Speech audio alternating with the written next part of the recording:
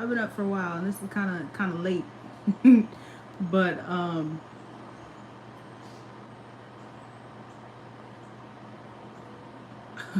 I said I'm going.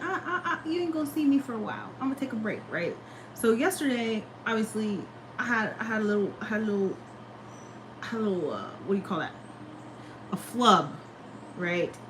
The I told you guys a couple weeks ago that I stopped leaving so many comments because I'm constantly getting attacked in the comment section, and it's obvious. It's like a it's not it's not normal. I know what it's like to like have an exchange with people in the comment section. This is not the same.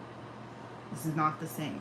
And it continues to happen. And even though I've like taken my energy away and haven't really left a comment, like in fact, the most comments I left recently are on Patrick Cloud's shit, right? Very easygoing area. They don't really. I've been fucked with out there, but they don't really fuck with me out there, right? Um, so then I posted, a clip from my most recent uh, reading, and I'll just have to take my own advice because that's their intention, is to make me upset, but it's still like it just keeps happening, and it's like just I don't have anything against you. I don't even know who you are. Just leave me the fuck alone. Just leave me alone. I'll leave you alone because I wasn't even bothering anybody. I was just trying to be a missionary, you know. I mean, in the comments though, I didn't really lose my temper. It was just afterwards I was flustered and irritated. You know what I'm saying? And I know it's just comments, but it's like always trying to discredit. Bro, no. That's enough of that. All right. So anyways, brought me to a very interesting thought process, okay, which is when I get in a relationship, ain't nobody gonna know.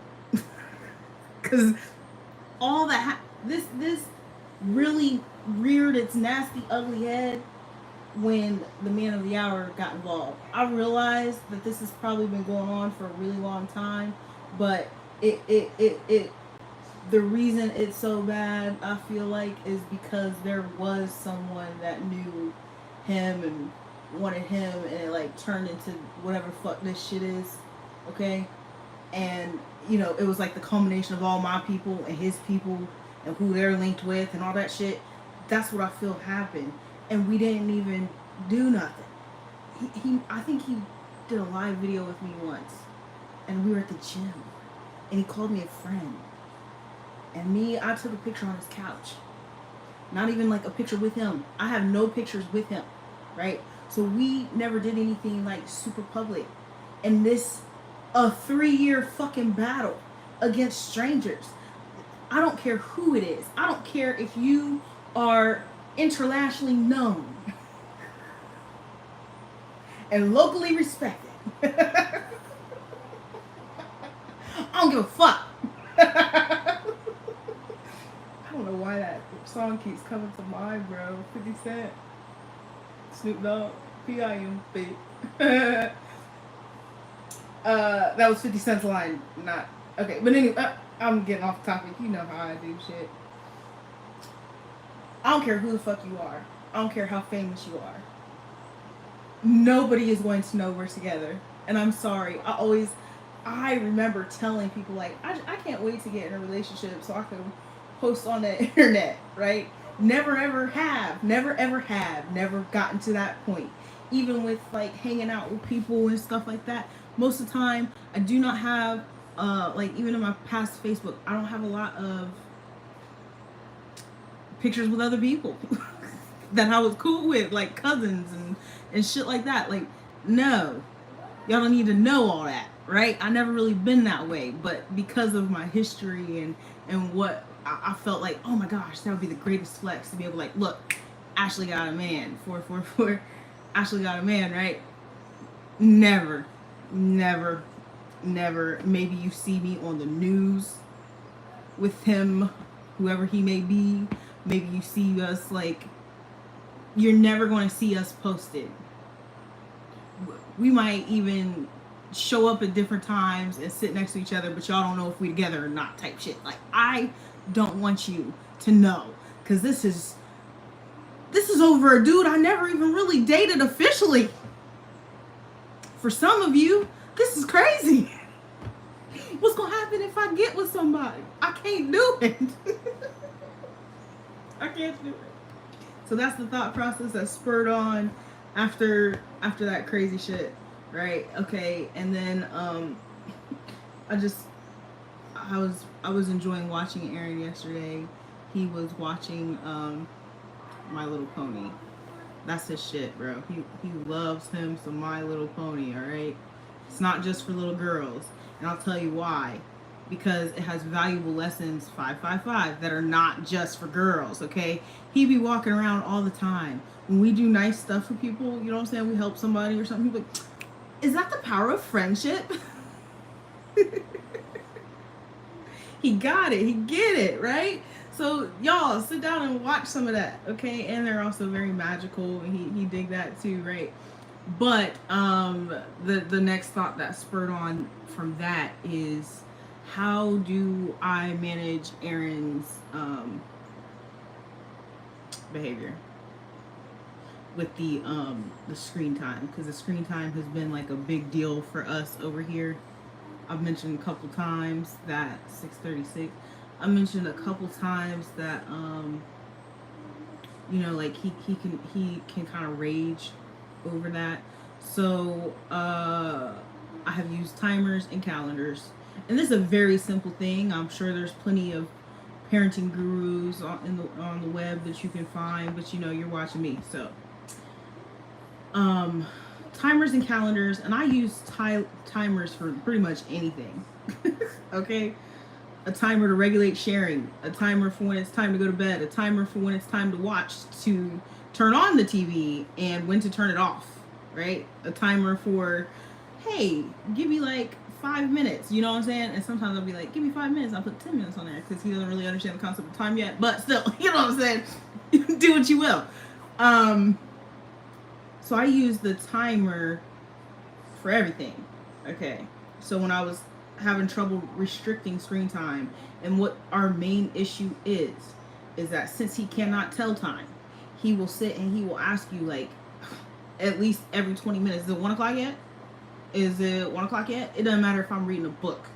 I could be in the middle of reading a book. Oh, is it almost 1 o'clock? Like, bro, I set a timer. The timer is on. When the timer goes off, then you can have it, right? And then also like the raging, right? So when he rages or he gets really upset because he just wants the phone, or he wants the TV, he's mad about the TV, that privilege gets taken away, because that means that you're now too dependent on it, which is weird to me, because he literally only gets 2 to 4 hours in a day. And I know that seems like a lot, but we're here all the time. If we had you know, more activities, which we did just get a whole bunch of new stuff that has for Christmas that we've been definitely utilizing. But like, if we were able to get up in the car and go over to we used to go to trampoline parks, we used to go to the actual park, like if we had more things like that, and you know, we do have a playground right here now. That some of those individuals have left the area, we might be able to utilize it more, okay? Because it's literally right next to my house. I can look out the window and see the playground, okay? So we may be able to utilize that more now that some people have been moved out of the atmosphere, okay? But the things that we used to do when we had a car took up some of that screen time, you know what I'm saying? So some days he definitely gets more than the daily recommended amount of time. But his phone literally only stays charged for like 2 hours, so I know he's only getting 2 hours of his phone. That gets turned off. Okay, so when he starts to rage, that means that he's being too dependent on it. It gets taken away, and he used to rage because I'd be like, no, you can't have it today. No, you can't have it today. And not giving him like a clear expectation of when he could get it back was the issue. Because not only this is so weird, but it hit me one day. When we stopped hanging out with the other family, he was actually experiencing abandonment like trauma, and I did not realize it. So when he was like trying to be extra dependent on the phone and stuff, it was because he was trying to like, oh, and then when I tell him, oh, you can't have it, that was like, oh, another thing leaving me. That's actually what was going on there, right? So it took me a second to realize that, and then also add that expectation of when he can get it back. But he's 5, so he doesn't really have a whole grasp of time. He doesn't have a whole grasp of days of the week. How can I assist him, right? What can I do? And it's like a very simple thing. Put it on the fucking calendar. I don't know why I didn't think of that before. So he could go in the kitchen and he could, today is today, and here's the day you can have the phone back. And then he stopped raging. So anybody else having these issues, give them clear expectations and like a way to measure, because that's what it was. Like, oh, he's never going to get the phone back because I'm not giving him like an exact day when he's going to get the phone back or when he's going to get the TV back. Like, that was making him more upset because he couldn't, like, when is Tuesday? You know what I'm saying? What is Tuesday? I don't know what Tuesday is. Life was so much easier. And now he exerts the power of friendship much better. So I just wanted we always forget that we are not alone in our experiences when we have children. 11:44. And it's not like we forget or we think that everything is just happening to us. And I'm very aware that he goes through these things. That's why I try so hard at the gentle parenting, because I know that he's all the trauma that I'm experiencing, he is experiencing as well, right? So when we had first met them, he would have like real adverse reactions to separating from them. And I understood that it was because he didn't think that they would come back. And having to teach him the art of detachment and an expectation of return, you know what I'm saying? I haven't left him in a very long time. So I'm actually kind of worried for when I do have to leave him for a long time, because we've been together so much. But just recognizing when one problem actually isn't that problem. Like, his issue with the phone wasn't really about the phone. It was about the detachment and simultaneously getting punished for the phone and losing friends. You know what I'm saying? So that's all I have for today. I hope that my advice helps, because I know a lot of people out there, when we're separating from family, we're separating from friends. Our children are experiencing that as well. And it seems so trying because our energy bounces off of each other, right? If I'm irritated, he's irritated, which makes me more irritated. Learning when to, like, you know, reel it in, you know what I'm saying? Stuff like that is, I know a lot of us are going through that. So if you think you see your child acting a certain way, that might be it. Don't forget that they're also experiencing abandonment. I said this almost the exact same time last year. They are also experiencing abandonment. They are also experiencing these things, and we gotta find ways to make sure that we're supporting them properly, you know. And I know most of you do. You all love your children very much. So